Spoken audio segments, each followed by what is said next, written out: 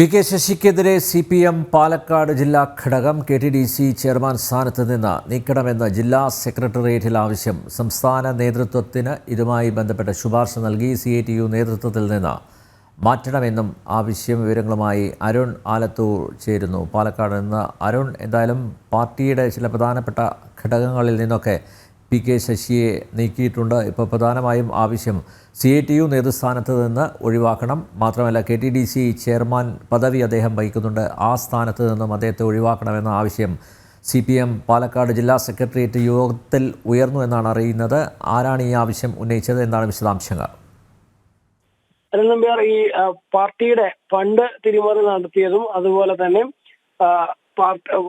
Party സ്ഥാപനങ്ങളിൽ വന്നു നിയമനം നടത്തിയത് ഉൾപ്പെടെയുള്ള ആരോപണങ്ങൾ ഉയർന്നതിനെ തുടർന്നായിരുന്നു പി കെ ശശിക്കെതിരെ പരാതി ഉയരുകയും രണ്ടംഗ കമ്മീഷനെ നിയോഗിച്ചത് ശരിയാണെന്ന് കണ്ടെത്തുകയൊക്കെ ചെയ്തത്.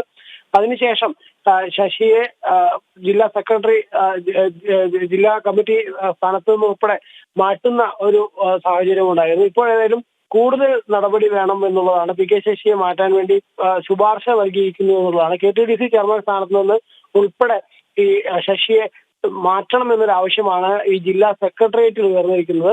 സംസ്ഥാന നേതൃത്വത്തിനാണ് ഇതുമായി ബന്ധപ്പെട്ട് ശുപാർശ നൽകിയിരിക്കുന്നത്. അതുപോലെ തന്നെ CITU ശശി കാലങ്ങളായി CITUവിന്റെ നേതൃത്വത്തിലുണ്ട്. അതുകൊണ്ട് തന്നെ CITUയുടെ നേതൃത്വത്തിൽ നിന്ന് ഉൾപ്പെടെ ശശിയെ മാറ്റണം എന്നുള്ളതാണ് ഇന്ന് ചേർന്ന ജില്ലാ സെക്രട്ടേറിയറ്റിൽ ആവശ്യം ഉയർന്നത്. ഒരു വിഭാഗം നേതാക്കളാണ് ഇത്തരമൊരു ആവശ്യവുമായി രംഗത്ത് വന്നത് എന്നുള്ളതാണ്. ഏതായാലും ശശിയെ ഇത്തരത്തിൽ പാർട്ടി ക്രമക്കേട് എല്ലാം തെളിഞ്ഞ സാഹചര്യത്തിൽ വീണ്ടും ഇത്തരം സ്ഥാനങ്ങളിൽ തുടരാൻ അനുവദിക്കരുത് എന്നുള്ളൊരു ആവശ്യമാണ് ഉയർന്നത്. പക്ഷേ ഇത്തരത്തിൽ KTDC ചെയർമാൻ സ്ഥാനത്ത് നിന്ന് ഉൾപ്പെടെ നീക്കുന്ന നടപടി ഉണ്ടാകുമോ എന്നുള്ളതാണ് അറിയേണ്ടത്.